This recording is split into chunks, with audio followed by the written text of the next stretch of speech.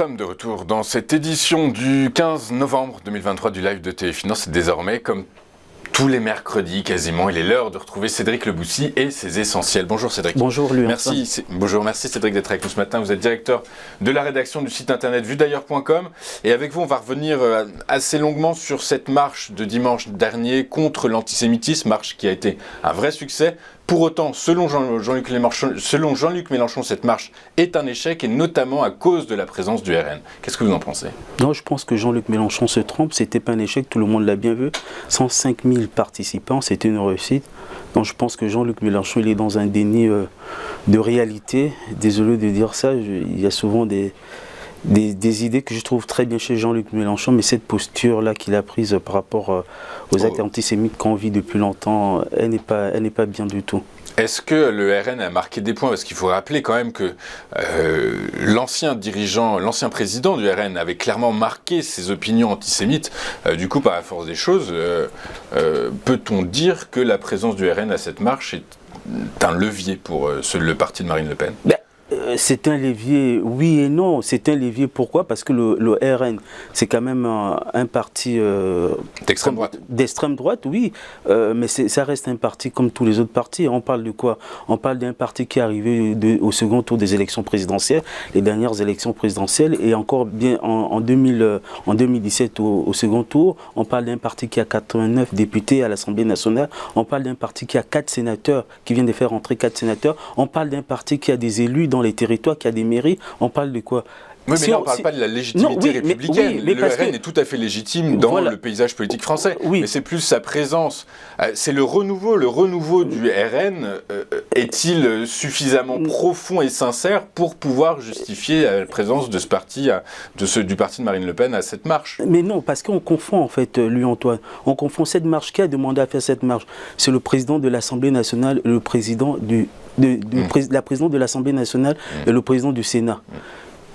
Donc, en tant que parti présent à l'Assemblée nationale, au Sénat, ils étaient légitimes d'assister. Et puis Marine Le Pen, elle est députée de la nation. Marine Le Pen, contrairement à Jean-Luc Mélenchon, qui n'est pas en ce moment un élu. Donc Marine Le Pen, elle est députée de la nation. Est-ce que, dans ces cas-là, à l'avenir, tout dérapage antisémite d'un des membres du parti devra être sanctionné par une sanction lourde, c'est-à-dire l'exclusion du parti ? Pourquoi l'exclusion ? Pourquoi l'exclusion du parti ? Contre l'antisémitisme, du coup, des propos antisémites ne seraient pas les bienvenus. Oui, mais les gens qui auront des propos antisémites, ils iront se justifier auprès des tribunaux. Ça n'a rien à voir avec le Rassemblement national. Je pense qu'il faudrait bien qu'on fasse un distinguo entre le parti et les personnes qui sont dans le parti. Et puis, il y a 15 jours, nous parlons de la normalisation du parti. Et le Rassemblement national est dans une démarche de normalisation. Après la dédiabolisation qu'on a assistée depuis qu'elle est arrivée, elle est dans une phase de normalisation. Moi, je pense que c'était un débat qui ne devait pas avoir lieu. Si la marche a été organisée par une association, oui, on aurait pu remettre en cause la présence du Rassemblement national. Tandis que la marche... Parce que c'est une association. Oui, mais pourquoi ? Là, c'est des présidents des chambres qui ont organisé la marche. Donc, en tant qu'élus, les élus du Rassemblement national, ils devaient être là. Ils ont eu raison d'être là. Donc, donc la légitimité du RN était tout à fait pour moi, acquise. Oui, pour moi, elle est normale. Ok, on va marquer une pause et on se retrouve juste après pour la suite de vos essentiels. À tout de suite.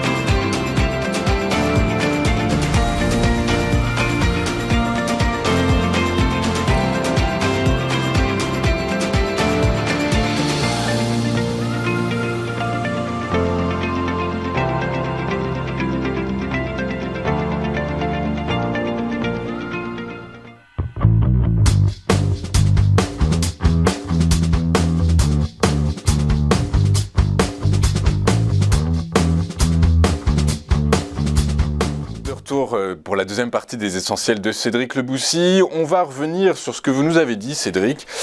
Vous nous avez dit que donc le RN est tout à fait légitime à participer à une marche contre l'antisémitisme. C'est en tant que parti républicain est présent dans le paysage politique français. Évidemment, toute légitimité semble acquise pour que le RN se présente à cette soit présent à ce type d'événement, à cette marche. Ceci étant, vous nous avez dit que si ça avait été une association qui avait organisé ce rassemblement, ça aurait été probablement plus tendu. D'accepter, plus que la présence du RN soit acceptée. Et pourquoi, justement? Oui, souvenez-vous, il y a quelques semaines, les députés de LFI ont assisté à une marche organisée par je ne sais pas quelle association, pour défendre la Palestine. Ce n'était pas un parti qui avait organisé cette marche. Tout le monde s'est posé la question pourquoi les élus de la République vont assister à une marche organisée par une association. Ce n'est pas juste par rapport à la Palestine. Il y a quelques mois, on a eu une manifestation sur le soulèvement de la terre. Il y a eu des élus écolos qui sont allés assister. Moi, je pense que deux fois... Ça a mal fini. Hein, oui, c'est pas bien pour les élus de la République. Tandis que là, on n'est pas sur les élus de la République. Là, on est sur des partis politiques, les présidents des chambres qui ont organisé une marche. Et c'est une marche républicaine. Et ça valait le coup de l'organiser. Quelle leçon on retient de cette marche? On retient que les Français sont rassemblés, qu'il y a une unité nationale et que les Français ont pris conscience de ce qui se passe en ce moment depuis le conflit israélo-palestinien, il faut le dire.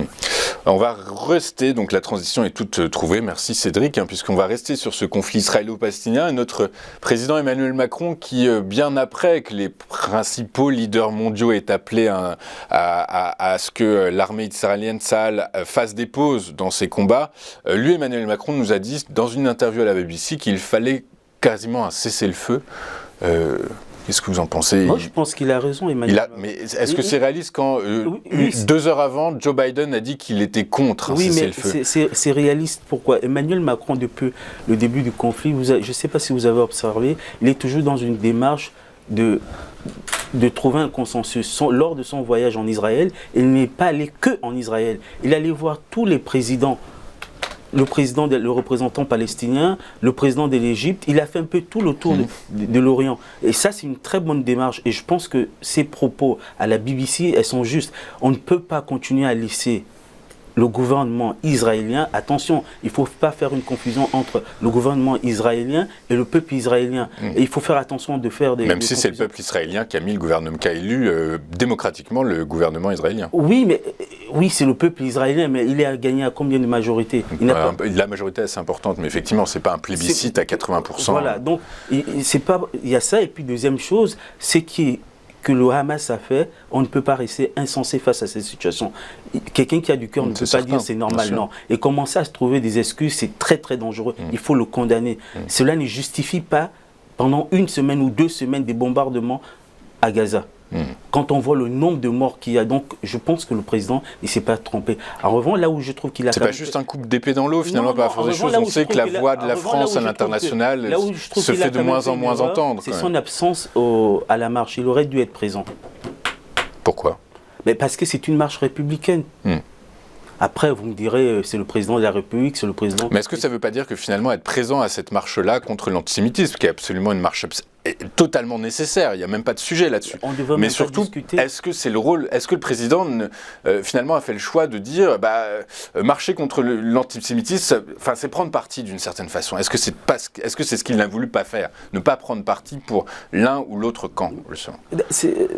Non, pour moi non. Pour moi non. Je dis bien pour moi non. Je pense que au contraire, peut-être même que s'il avait été présent, on n'aurait pas eu 105 000 personnes. On aurait eu plus. Et peut-être que par mesure de sécurité, alors c'était... Peut-être aussi, oui. C'était peut-être difficile. Et puis quelque part aussi, s'il commence à être présent, moi je pense qu'il fallait qu'il soit présent, mais bon, après on peut discuter longtemps là-dessus. Mais c'était important. On a vu en 2015, lorsqu'il y a eu les attentats du Bataclan, François Hollande était présent. Dont on a fêté les 8 ans il n'y a pas longtemps. Ce week-end. Donc ça aurait été bien que le président soit présent, mais bon. Après, la lettre, il s'est rattrapé avec une lettre. Il s'est rattrapé avec une lettre et puis il a une belle écriture. Donc c'est toujours très agréable de lire les propos du président de la République. Moi, je sais que le président, parfois, il est maladroit, mais là, il faut reconnaître quand même qu'il essaie d'avoir... Mais puis il n'était pas en premier plan, de toute façon, pendant les attentats. Donc, vous pensez qu'il fallait qu'il soit en premier plan? Non, justement, mais c'était plus à la maire de Paris d'avoir une pensée émue pour toutes les victimes, à François Hollande, qui était un chef de l'État à ce moment-là, voilà, plutôt. Donc, moi, je pense que le débat n'a pas lieu d'être sur cette marche. Je sais que écoutez, beaucoup en veulent au Rassemblement. Vous savez bien mes positions, c'est pas question que j'aime. Non, il faut être très objectif. Le Rassemblement national, de par son statut de parti républicain, il a le droit, quand les présidents de chambre organisent une marche, au contraire, il a le droit d'être là. Et au contraire, s'il n'était pas là, là, on pouvait commencer. Mais donc, ça veut dire qu'ils vont changer de discours totalement. Maintenant, les propos antisémites, on ne les entendra plus du tout du côté du RN, c'est fini. Mais on peut... Il n'y a jamais eu des dérapages dans les partis? Je pose la question. Sur des sujets aussi sensibles, pas beaucoup, non. Est-ce qu'il n'y a pas eu des dérapages? Est-ce qu'au sein de LFI, on n'a pas eu des gens qui étaient avant à l'extrême droite, qui se sont retrouvés aujourd'hui élus de LFI? Est-ce qu'on leur a dit... Voilà. Est-ce qu'on leur a dit... Autrefois, vous aviez été dans les rangs de l'extrême droite, vous n'avez pas le droit de venir vous présenter dans les rangs de l'extrême gauche. Ça me grand nombre de dire extrême gauche. Dans les rangs oh non, on ne leur a pas dit. Donc, on ne va pas revenir sur des choses. Oui, c'est vrai, les partis sont composés des humains, ils ont leurs qualités, ils ont leurs défauts. Si demain, un élu du Rassemblement national avait des actes, il ira se justifier auprès des tribunaux. Ok, très clair. Merci Cédric d'avoir été avec nous ce matin. Cédric Leboussi, vous êtes rédacteur en chef, directeur de la publication du site internet Vue d'ailleurs, et avec nous quasi tous les mercredis. On marque une pause, on se retrouve pour la suite et la fin de notre live du 15 novembre. À tout de suite.